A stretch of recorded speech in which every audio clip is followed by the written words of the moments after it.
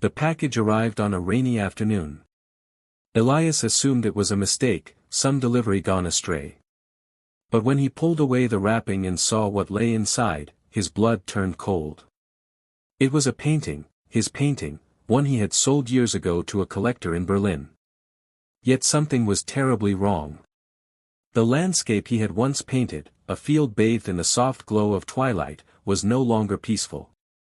Dozens of eyes now stared back at him from the tree line, crudely painted but disturbingly precise. They carried his brushstrokes, his pigments, his style, as though he himself had created them. But he hadn't. Someone else had taken his work and twisted it into a nightmare. On the back of the canvas, scrawled in looping ink, was a single message. I only return what belongs to me. Elias staggered back, the canvas slipping from his hands. This wasn't admiration. This wasn't flattery. This was possession. What you're about to see isn't just art, it's obsession, it's crime, it's the terrifying line where genius is stolen and souls are erased. Stay with me to the very end, because the truth behind Elias's fate will shock you. And if you're drawn to uncovering the hidden stories behind human darkness, make sure you hit subscribe right now, so you never miss the truth the world tries to forget. The nights that followed became unbearable. He would wake to the sound of a door creaking in the dark, but when he rushed from his bed, nothing was there. His brushes, once lined neatly by the easel, would be crooked in their jars. A chair angled slightly toward his bed as though someone had sat in it all night, watching him breathe. He told himself it was exhaustion. Hallucination. But then, one morning, he found a cup of coffee cooling on the counter, black, no sugar, exactly how he drank it. He hadn't made it. The shadows in his apartment seemed to thicken, to press closer. Sometimes they even whispered. Desperate for answers, Elias returned to the art world he had abandoned, slipping quietly into gallery openings and backroom exhibits. There, hidden among the chatter, he began to notice something terrifying, a pattern. Painters who had burned bright only to vanish overnight. Artists whose names were whispered for a season, then erased. Their works resurfaced years later, displayed under a chilling label, Artist Unknown. Whole legacies had been stolen. And as Elias traced these absences, he saw the shape of his own fate reflected back at him. It was then that a man approached him, old, bent with years, with paint caked under his fingernails and eyes that darted like a hunted animal. His voice was little more than a rasp. You're him, the man said. The one he's chosen this time. Elias froze. What are you talking about? The old painter leaned closer, trembling. He finds us when no one else remembers. He feeds on us. Takes the work, then takes us. Leaves the world to believe we never mattered. I don't believe you, Elias whispered, though even as he said it, he felt the words ring hollow. The man gave a bitter smile. You will. I escaped, but I left everything behind. My name, my art, gone. He'll do the same to you. Unless you stop him. That night, Elias returned home shaking, a storm of dread in his chest. He pushed open the door of his apartment, reaching automatically for the light switch, and froze. The room was empty. Not ransacked. Not destroyed. Simply, emptied. Every painting, every sketch, every brush and easel gone. The walls were bare, stripped of his entire life's work. Only one thing remained. On the far wall, painted in thick, dripping red strokes, was a message. Tomorrow, Elias. Tomorrow you become mine. His knees buckled. He pressed his back against the door, sliding down until he was sitting on the floor, staring. His pulse roared in his ears, louder than the rain pounding outside. There was no longer any question of whether his admirer was real. The question was how far this phantom would go, and whether Elias would still exist by the time tomorrow came. The painted words seemed to shift before his eyes, the dripping lines forming into countless watching eyes. They blinked at him from the wall, unblinking, merciless. And Elias knew, with bone-deep certainty, that the game was almost over. Elias did not sleep that night. He sat against the door, his eyes fixed on the red words that seemed to pulse with each beat of his heart. Every creak of the building, every rumble of thunder outside, tightened the knot in his chest. By dawn, his hands shook so violently he could barely hold the phone. He thought about calling the police again, but what could he tell them? That his ghostly admirer had stolen his art and left a prophecy in paint. They would laugh, maybe even pity him. As the clock dragged toward evening, he forced himself to move. He packed a small bag, more from instinct than reason, some clothes, his passport, the little cash he had left. If he could leave the city before midnight, maybe he could vanish before his admirer struck. But as he reached for the door, a sound stopped him cold. A soft knock. 3 raps. Precise. Deliberate. Elias's breath hitched. He didn't open it. Couldn't. But when he finally found the courage to look through the peephole, the hallway was empty. And yet, an envelope lay at his feet. Inside was a single key. Attached to it was a note. The truth awaits. Midnight. Gallery 3. Elias's first instinct was to burn it.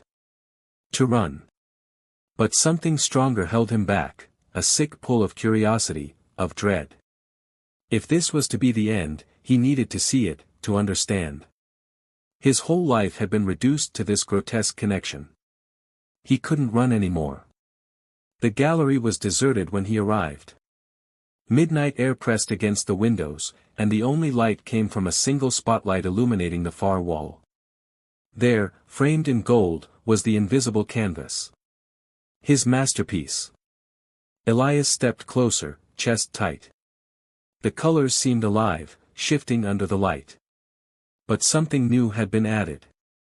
His reflection stared back at him, painted onto the canvas itself, every detail perfect, down to the haunted look in his eyes. A voice stirred the silence. Beautiful, isn't it? Elias turned. The tall man in the dark coat stepped into the light at last. His smile was thin, cold, and utterly certain. You, Elias whispered. The man nodded. I preserve genius, Elias. The world forgets you, but I will not. You'll live forever here. With me. Elias shook his head. You're stealing us. You're erasing us. The man's eyes gleamed. No. I'm saving you. I take your art, and then I take you. In the end, there is no difference. Elias's pulse thundered. He backed toward the canvas, fury and terror wrestling inside him. Why me? He demanded. The man's smile deepened. Because you've already painted it. Confusion surged, until Elias looked again at the canvas. His painted self was no longer still. The figure on the canvas moved, its mouth stretching into a silent scream, its hand reaching out through the painted surface. The gallery lights flickered. Elias felt the air shift, as though gravity itself tilted. The paint on the canvas rippled like water. Then a hand broke through. His hand. Painted, yet real. It grabbed his wrist with impossible strength and yanked. No. Elias screamed, thrashing against the pull. The tall man only watched, eyes alight with devotion, whispering like a prayer, at last. The world tore open in color and shadow. Elias felt himself dragged into the canvas, lungs crushed, limbs swallowed by oil and pigment. His own painted eyes met his real ones for the briefest, shattering moment, before the surface sealed shut. Silence fell. When the light steadied, only the tall man remained. He approached the canvas with reverence. The painting now showed Elias, frozen mid-scream, his body half dissolved into the masterpiece. The agony in his eyes was unmistakable. The plaque beneath it read. Artist unknown. By morning, the gallery was open again. Patrons drifted in, marveling at the strange new addition. They tilted their heads, whispered, and wondered at the brilliance of the piece. None of them noticed the faint outline of a figure in the corner of the room, a tall man in a dark coat, watching with a faint smile. None of them heard the soft, muffled pounding that came from inside the canvas. And none of them ever would. Elias has literally been absorbed into his own masterpiece, joining the nameless legacy of forgotten artists. His admirer isn't just a stalker, he's a collector of souls, preserving them in paint forever. Elias did not sleep that night. He sat against the door, knees pulled to his chest, eyes fixed on the red words scrawled across the canvas. They seemed to pulse with every beat of his heart. The walls, once his sanctuary, now felt like prison bars. Every creak in the hallway made him flinch, every passing shadow on the street below felt like surveillance. By dawn, his hands shook so badly he could barely hold the phone. Twice, he nearly dialed the police, but what would he say? That someone had stolen his art and left behind a prophecy in paint. They would laugh at him. At best, pity him. At worst, dismiss him as another delusional nobody. That evening, just as the city outside settled into restless quiet, a soft knock rattled the door. 3 precise raps. Deliberate. Elias froze, his breath trapped in his chest. When he finally gathered the courage to peer through the peephole, the hallway stood empty. But on the floor lay an envelope. Inside was a single key, heavy in his palm. Attached was a note. The truth awaits. Midnight. Gallery 3. Elias's first instinct was to burn it. To run far, far away. But something stronger pulled at him, a sick mix of dread and curiosity. If this was to be the end, he had to see it. His life, his art, his torment had all been dragged into this grotesque bond. He couldn't turn away now. The gallery was deserted at midnight. The city's hum was muffled behind its glass walls, and only a single spotlight pierced the darkness, illuminating the far wall.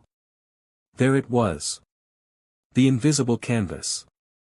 Elias staggered forward, chest tight, breath shallow. The colors blazed with a terrible life under the light, shifting as though alive. But his stomach nodded when he saw it. Something new had been added. His reflection. Painted into the masterpiece itself, Elias stared back at himself with hollow, haunted eyes. The likeness was perfect, too perfect. Every wrinkle, every line of exhaustion, every flicker of fear captured in oil and pigment. A voice broke the silence. Beautiful, isn't it? Elias turned sharply. The tall man in the dark coat stepped into the glow at last. His faint smile never wavered. His eyes locked onto Elias with a calm, predatory intensity. You, Elias whispered. The man nodded slowly. I preserve genius. The world may forget you, Elias, but I will not. You'll live forever here.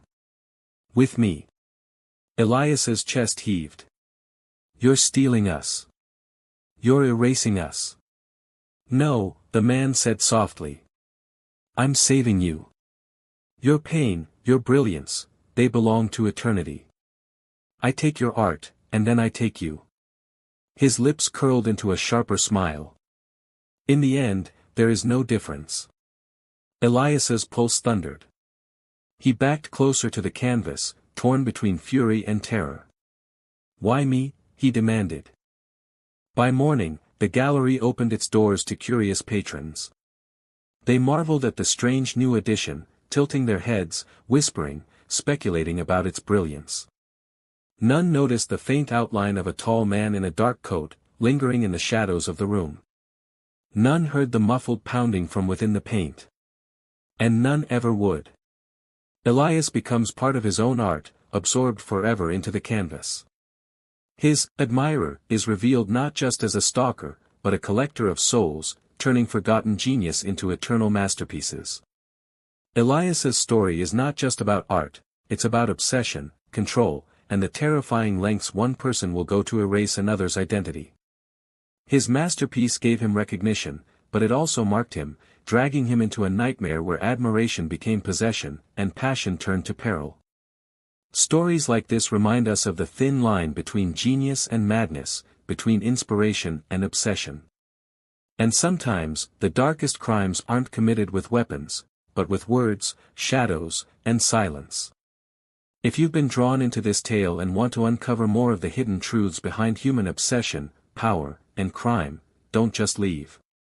Comment below with your thoughts, share your theories, and subscribe to the channel. Because here, every story reveals a truth the world tries to ignore. And you don't want to miss what comes next.